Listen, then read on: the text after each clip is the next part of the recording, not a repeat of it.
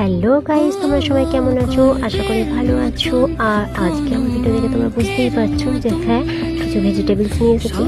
যে এই ভেজিটেবলসগুলো কাঁচা খেতে আমার খুবই ভালো লাগে। তোমরা কি এই সবজিগুলো কাঁচা খাও? আমি যেমন এই সবজিগুলো যখন তরকারি রান্না করার আগে কাটতে বসি তখন আমি এগুলো কাঁচা খাই। দেখো থেকে নিয়ে এসেছি গাজর, বিট, টমেটো, সাদা মূলো আর মটরশুঁটি। এগুলো নিয়ে আজকে আমি ভিডিও তৈরি করছি। তো এগুলোই আমি আজকে খাবো। তার উপরে হালকা একটু লবণ ছড়িয়ে দিলাম। দেখতে পাচ্ছি আমি খাচ্ছি, ফলস নাই, সত্যি এগুলো আমি খাচ্ছি।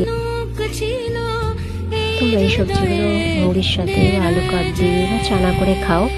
তো আমি এগুলো শুধু শুধু খেতেই বেশি ভালোবাসি। এই সবজিগুলোর মধ্যে আর একটা সবজি নেই, এটা হলো ওলকপি। ওলকপিটাও আমি কাঁচা খাই। তো নেই আর কি করা যাবে বলো, যা আছে সেগুলো দিয়ে চালানো যাক। তো তোমাদের যদি এই ভিডিওটা ভালো লেগে থাকে